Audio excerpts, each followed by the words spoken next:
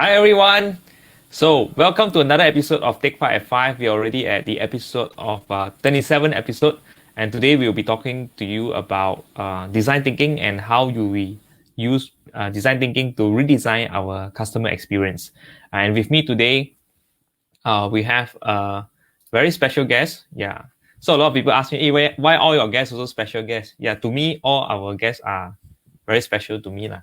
So that's why every time I say special guest. And she's a lady, and she has experience in working in corporate and the Big Four consulting firm. And she's a pioneer of Malaysia Design Thinking School team and coach who was trained by professors from the Stanford University D School from United States and HBI as Potsdam University, Germany. Right? She conducted executive workshop and consulting engagement using design thinking for clients from both government as well as private sector.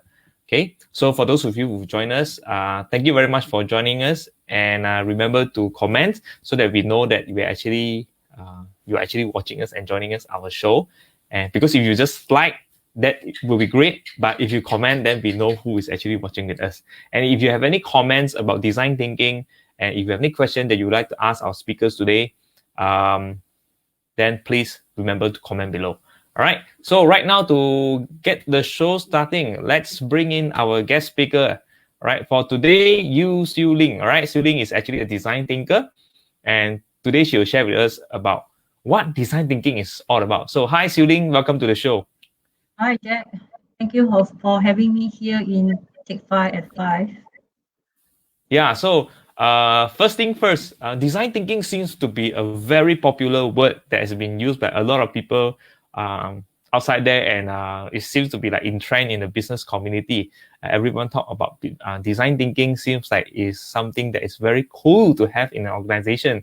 And I heard a lot of design thinking, but I myself don't really done any design thinking before. Probably you want to share with us what is design thinking? Yeah, there's an increasing number of companies in Malaysia embracing design thinking. They have sent people to workshop. They're also embracing design thinking into their innovation department. So what is design thinking? If you Google if you Google, you may not find one standard answer. So you will see some different answers. But in general, what I want to say here is design thinking is a human-centered approach to creative problem solving and innovation. It is a process, a mindset that emphasizes a lot on empathy and also talking about ideation and experimentation. This is a process where we would like to discover real problems of the user, design something that will meaningful and create something valuable to the users. Uh, to do this design thinking, it come with a basket of the tools as well for us to be applied at each step of the process so that we can see the problem in a different way. So in a nutshell, this is design thinking, and it cultivates talk a lot about empathy. All right. So it's more of like a process to help business to reinvent themselves to make themselves relevant to the market. Am I right? True, but again, have to put the user always when they are thinking about designing any products or services. Always put themselves on the user's shoe and see what are the experiences that the users are going through. So very much different from the perception that I have before this, because when people tell me about design thinking, I have this tendency whereby I straight away jump into thinking that how we design the look and feel of the product. But what you've mentioned to me here is way beyond just the look and feel of the product, but it also talks about the feeling of the person who are using the product or services. Yes, you're right. So maybe I to to how people apply design thinking is very much like it's not talking about design. They use it for the strategy for the customer experience. So, for example, some of the design-driven companies like Apple, like Disney, Samsung, they have been embracing design thinking in their customer experience strategy for some time. So they use it for research of the customer, the strategy, as well as the products and services. So one thing that the few things that they do it very differently as compared to others is that they always put their customer first. They consciously put their customer first. And they also emphasize a lot about how to create the kind of emotion connection, emotional bond with your customer. And any design of their product or services, they're always talking about how can they design a enjoyable customer experience that customer love and want to experience it again. Maybe I give a very quick example is like Disney. If you go to Disney, you feel like you are VIP. At the same time, you feel that you are very special also. So Disney is very good in customer experience strategy, and they are applying and embracing design thinking into their strategy as well. So I hear you saying a lot of customer experience. Can you share with us a little bit more of what do you mean when you say customer experience? Is it like the satisfaction of the customer, or is there something more? Customer experience is very much like the perception of the customer when they are interact with the companies, with the brand or with the products. It can be anything at every touch point. So if I put it as if the the perception can happen when they have interaction with your and seeing your advertisement. When the customer talk to their salespeople, when your customer talk to your customer service, or when the customer use your products. So it's touch on a lot of points of your interaction with your products and services. I see. So design thinking, when we talk about applying design thinking concepts into redesigning this customer experience, are we talking about revamping the whole customer experience journey, or we only identify probably certain segment of this customer experience to work on? So if you ask a design thinker, we will answer you, it depends. Oh, So okay. why not actually I run through with you on what is the 5-step process of design thinking first. Okay. Yes, Nice. slide. Yeah. All right. Yeah, great. So in design thinking, this is a 5-step process of design thinking. You start off with empathize, design, define, ideate, prototype, and test. So it's a very simple process. We at the step of the empathize, we always go to the customer or to the users. We always connect with the customer or the user to understand what's the real problem they are facing. We will immerse in the experience they're experiencing. We will talk to them, listen to them with empathy and compassion. We will observe what they do and how they do it in their natural environment. So from there, we will gain a very deep understanding about what the user like and dislike, what the user pinpoint, what the user needs, what thoughts they have, what motivation they have.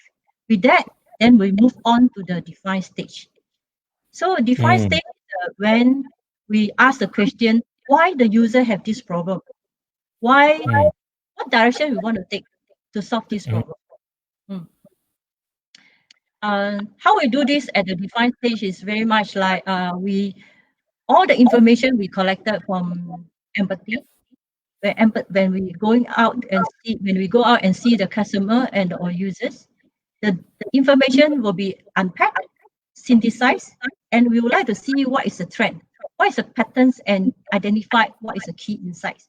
When the key insight, when from there we'll define the persona that we want to work on, the actionable problem statement that we want to take on. And from that action statement, problem statement, we'll move on to idea. Idea is a time where we do a lot of the brainstorming.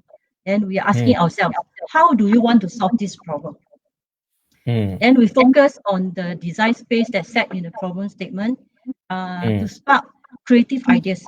Then we explore and see what kind of ideas can come up in this ideation stage.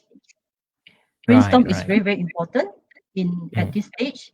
And we always trying to create the kind of space, time, and safety for people to feel not being judged Mm. and openly they can share their ideas. So it's like creating a safe space for people to be creative or to get Yes, into yes. their creative zone of coming up with a lot of different solutions that Mm, can cater or solve the problem that was defined in the defined stage lah. mm, yeah. Yeah. So All right. So after we get all the ideas, that we have brainstorm, then what do we do with these ideas? okay, maybe I can highlight something that some of the major challenges in the ideation. Mm, Ideation is very, very important because in design thinking, we would like to explore as much possibility as possible. Whatever ideas come in is good. So we would like to create the kind of the big funnel, the idea funnel, so that we can filter through and then see what kind of ideas is the best that we can find to solve the user problem. A lot of time we have a problem of people very senior into the team, people very junior in the team because we put people in the diverse team with diversity, people from mm, different level, different backgrounds. And mm, we there are some people afraid to be judged, not to give ideas. So we set mm, rules of brainstorming. The rules mm, of brainstorming is very important for us, so that mm, the people, like what you say, the people will have feel safe, and they feel not have the space to mm, give their ideas. The rules, something like there are few rules that I would like to highlight here is that very importantly, defer judgment, like mm, build on others' ideas. mm, Defer judgment is something that I always like to share with people is because we ourselves like to judge ourselves. We're afraid to mm. be judged as well, right? Yeah, that's true. That's Isn't it, true. Jack? We Yeah, always correct. afraid to be judged. Whatever we do, we feel that if that is stupid, people will judge us. That is Yeah, yeah. even worse when we group everybody together and then they start to brainstorm. Then I think there are sometimes we will ask ourselves is this a good idea? Should I say it? If not, then if I say it, would I look stupid? Then Mm, eventually no idea come up. mm, I even see some participants they written on the post-it and they write down very nicely. Then after they look at it for some time, they just throw it away because they mm. think that I don't think I can share this idea. So I see. we always set this defer judgment into the space of the brainstorming, so that we can create uh, a space judgment is deferred. Mm, mm, mm. All right. So it's like sometimes it's the biggest challenges is not about people judging ourselves, but I think the biggest hurdle that you mentioned here is sometimes our own judgment on ourselves. We are Mm, being too hard to ourselves, or sometimes we want to maintain a certain image in the organization, especially when there's somebody senior or our superior is also in the same team, and that actually inhibits the process of ideation. All right. So, for those of you who just joined us, thank you for joining us and tuning in to Take 5 at 5. Today, we are already at the episode of 27 episode, and we're talking about design thinking and how can we use design thinking to redesign your customers' experience in your organization. So, if you join us, remember to click the like button and also comment if you have any comments or if you have questions. Please drop it down below at the comment section, and remember to also share today's live show with all your friends and family so that they can also join us and join you in following our discussion here today. All right, so right now we are talking about the 5 different process of design thinking. And Siew Ling here with us have just shared with us on the first step, which is to empathize what the users are going through and define what are the problem statement and coming to the ideation stage to ideate. And Siew Ling, maybe you want to share with us the other 2 steps that completes the whole process of design thinking. mm. After we have so many ideas, you must be asking what we do with these ideas. So that's All a right. time where we will converge and find out what are the ideas is most suitable to share to solve the user problem. And we will select the few ideas and move on to the prototype and test. Prototype and test is the experimentation stage of the design thinking. And that the question we ask here will be, does the solution works? So we want to find out whether it works or not before. So how we do it is that we make the idea real. We make it into the tangible mock-up or become the storyboard or sketch so that we can show it to the users and see how the user interact with the prototype that we have put in front of them. And then we observe their reaction to the prototype. We ask them what is the feedback. From there, we will find out more information about user. Then move on is that we will try to iterate and refine the prototype. So Feeling that's all the 5 steps that I have explained. It's very right. simple 5 steps. So I think it looks very simple, but when it comes to designing a product and services for most organizations, normally they take a very long time to go through these 5 steps, even though you have simplified it and you make it look very simple here, from all the way from empathize to the testing segment. But if let's say organization were to go through this, right, normally how long do they take from the time they start to do the empathize process and all the way to testing? Again, it depends. Okay, Mm-hmm. because this before I move on, I think I need to actually explain this one and highlight this one. Even though I explain the design thinking 5 step process in the linear way, but it is a iterative process for problem solving. So Ah, after testing, then we will move on. Maybe we get more ideas from the users. Then we go back to ideation. We say that why not we think about this maybe is a better idea to work on. Why not we expand from there and then see what else, what other ideas can come up. So it's an ah, iterative process. Then if maybe after testing, you found that the problem statement that you define at the define stage is not correctly addressing the real problem of the users, then you mm, would like to go back to define the problem further, to reframe the problem that really addressing what the user is facing now. So it's an mm, iterative process that we move back and forth many times. But mm, you might ask me, isn't it this very troublesome for them to actually get back and forth? But it, it's like in some of the workshop that we work on, within 2 days, we can go through this whole process. If we want to continue, then we can repeat this process again within a week all right, time. right. Yeah, but you must understand each time when we iterate, we gain deeper understanding and deeper about the users. So from there, we can refine our problem as well our solutions. And one thing I want to highlight also is that you have mastered this process, then you can pick out any steps for some of the improvement that you can work on. Yeah. So we have a question from our audience, asking how do we select the right members to include in this process?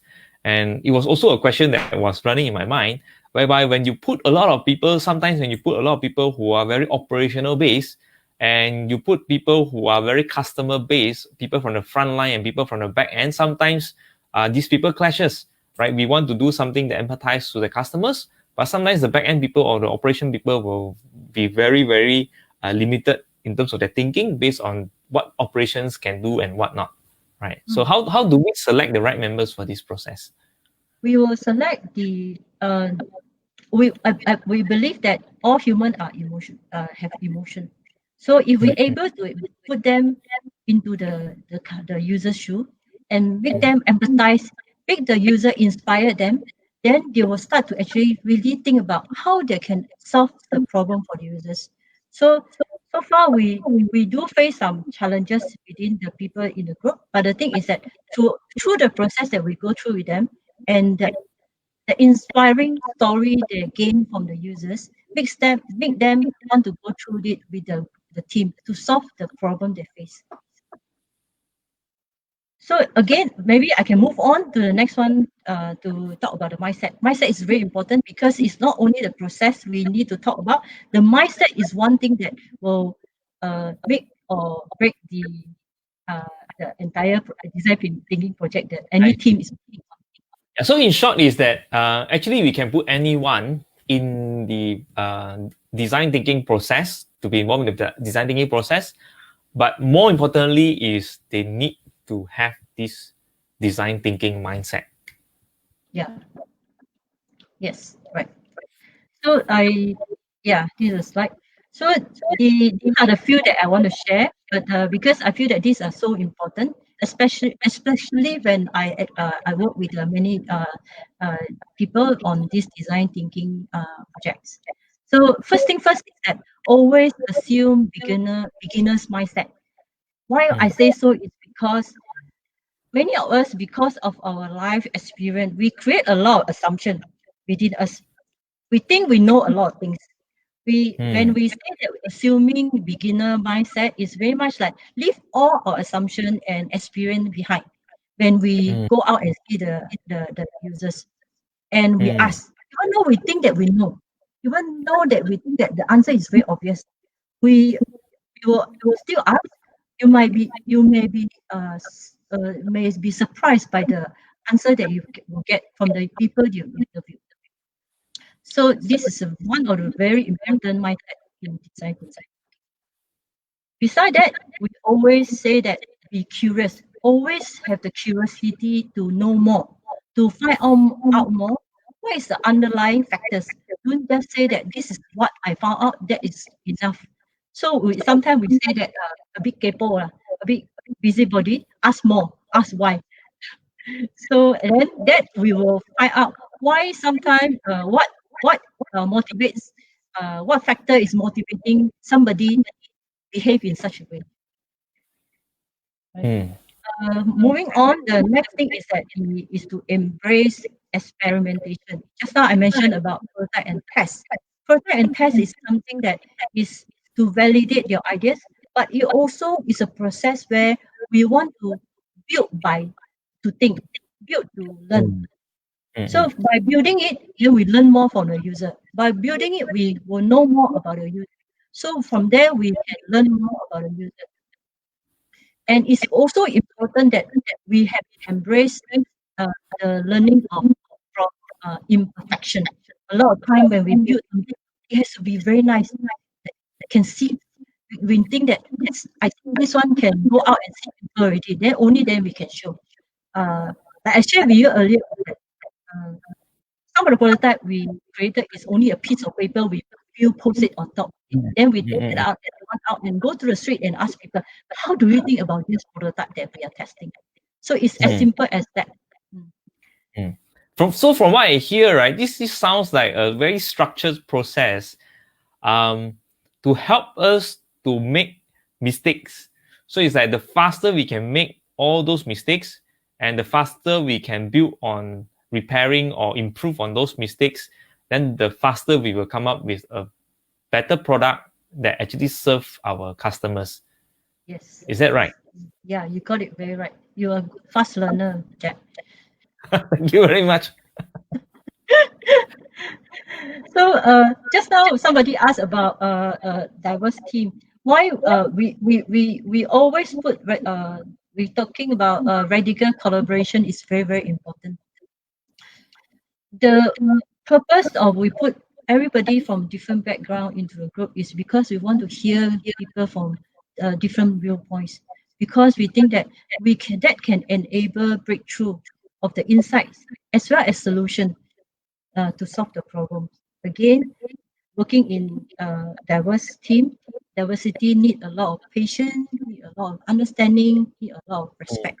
That's why in the design thinking project, we need a very strong coach to guide them so that the team can work together. Okay. All Uh, right. So, in the yeah. interest of time, very quickly, I just want to highlight two questions here from the audience. Number one is from Houston. Which mindset is the most important? So you have listed like 5 mindset here, right? So which one is the most important or most crucial you think one should have when participating in this design thinking process? If Houston, if you ask me, I will tell you all these are very important. It's a combination of all, right? If Mm, you assume design beginner mindset, but you cannot embrace uncertainty. You say that when I talk to this person, I must get the answer. Yes, no, that kind of answer. You definitely that you will feel very tough when you're going through this process, because embrace uncertainty is another mindset that we need to have when we enter into any design process, because mm, you don't know what outcome will come out from this project. You do not know mm, how many times you need to iterate, but you mm. will see more clarity when you move forward. So you will need to embrace this uncertainty and have the confidence that you will find something when you continue the process correctly. All right, so it's a very great way to sum up the design thinking mindset. But Kaishan here have a question asking, what if we ask the customers for their feedback, but what if the customers don't understand the product? Okay, that will come back to the interview techniques that we when we go out and see the customer. We do Mm-hmm. not usually ask them how how do you like the products. We do not ask why you like or don't like the products. We will ask them how they live their life, go down to the very personal motivation that they have, and then relate to the products later. So that question we need to go through is that the interview techniques during the workshop is very, very important to apply when the anybody go out and see the customer. So normally, what are the questions that you ask? Can you share with us one question that you ask when you go out One and question we ask is really that tell me feedback what is from? the best experience that you have when the last time you go to you the last time you went to a theme park. Tell me the best experience. All right, yeah. Yeah. Yeah, so it's much more like allowing we are actually like tapping into uh, the client's emotion rather than actually focusing on our product, right? Yes. Right. Right. Okay, all right, understand. So let's move on to the main thing because we are running out of time. So how do we relate this design thinking into helping organization redesign their customer experience? And I'm sure a lot of business owners out there are currently due to COVID-19. If their organization is in the physical form, they will be very much affected, and everyone is going through a pivoting stage whereby they want to redesign the service, redesign the product. So many things to do in so little time, and of course, the cash is also very limited. So how do we then use design thinking to help these people to very quickly come up with good product or services that they can straight away offer to their customers? Okay. So I should put it in go back to the core principle of design thinking. Mm, Put the customer first. Understand the mm, customer first before you start any solution. So mm, it's we know that the COVID have affected a lot of people. And some people unable to make changes in their life. Let's say, for example, if before before the COVID, they thought about changing a job, but because of this crisis, they are stuck in and have to work with somebody that they don't like, or they lost their job, or they lost their income, or they lost their loved one. So as a company, I think it's very important that before you pivot, before you innovate, or before you transform your company uh, into something else, I think the best thing is to do is to empathize to your customer first. Understand what is the pain point they are facing. Understand what are the challenges they are facing in this new normal, and ask ourselves how we can help them to quickly back on their feet. I think that is a very important thing that the company should do. So if I put it in the more systematic way, or the using design thinking to look at this, how to redesign the customer. So the next thing after you understand the customer pain point, then you can use some of the tools in design thinking where you can do empathy mapping. Empathy mapping is very much an unpack what the customer say, what they do, and what they think. Always you will find out, right? People, what the people say and what the people do, always very different. So, but if you see the differences, ask why. Why is so different? And I think we also experience, because I'm working a lot of in a community service job work. We always ask people, do you like to volunteer if we have this event for you? They will say, oh yes, of course I like. This is what they say. When we have the event on, we invited them to join in. We always have difficulty to see them again. So this is what you say and what you do is very different. Right. Right? Yeah. Yeah, I think you experience that as well. And also we can create a persona for the user. And like we create the persona so that we can humanize the customer, create connection with the customer, so that we know, we understand what do they really care about. And then we build the product and services for them. The other way of doing it is that map your customer journey. Map your customer journey is like knowing what is the emotional journey the customer have when they are interacting with your product and services. Find out how your solution can amplify their positive emotion, or how to eliminate the negative emotion they have in throughout the journey. Last one is, again, I go back to prototype and test. Prototype and test, like what you say, Jack, is that quickly find out whether your solution working or not working, and gain the feedback from the user, validate the concept, and after that, iterate again, refine again, and go back to then you will finally find a solution which is suitable for the user. Right. Right. So thank you very much for sharing with us the concept of design thinking and how to use design thinking to improve the customer experience, especially right now where a lot of businesses are actually going through a pivoting stage. But before we leave today, Siew Ling, if let's say there's one key message that you want our audience to take away from today's session, what would it be? So I would like to say the quote is that we spend a lot of time designing the bridge, but not enough time thinking about the people who are crossing it. So always when you design something, always start with the customer, not the solution. Design something which is valuable and meaningful to your customer. Wow, that's a very powerful message. Yeah, most of the time when we want to design a bridge, right, we get so engrossed in coming up with the most high tech, most technological, and most advanced bridge, but we forget to put the human factor and the user's experience into the picture. And at the end of the day, we might spend a lot of money creating that bridge, but nobody want to use it. All right. Yeah. So thank you very much for sharing, Siew Ling. Thank you for joining us in our today's session in Take 5 at 5. And for those of you who are watching us, joining us from your house or from your office, right? Thank you very much for tuning in. And if you want to know more about design thinking, and probably you look at some of the slides, some of the processes where you need some clarification, or probably you are going through some pivoting stage of redesigning your customer experience yourself, and you find that there's some challenges and you want to get some info from Siew Ling, you can actually email her at sluyew9@gmail.com.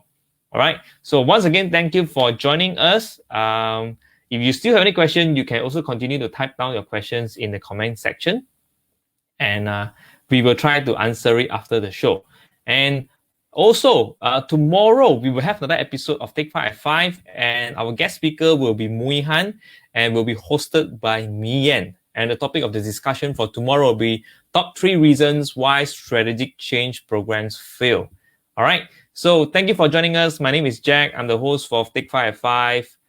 We'll see you again tomorrow. Thanks.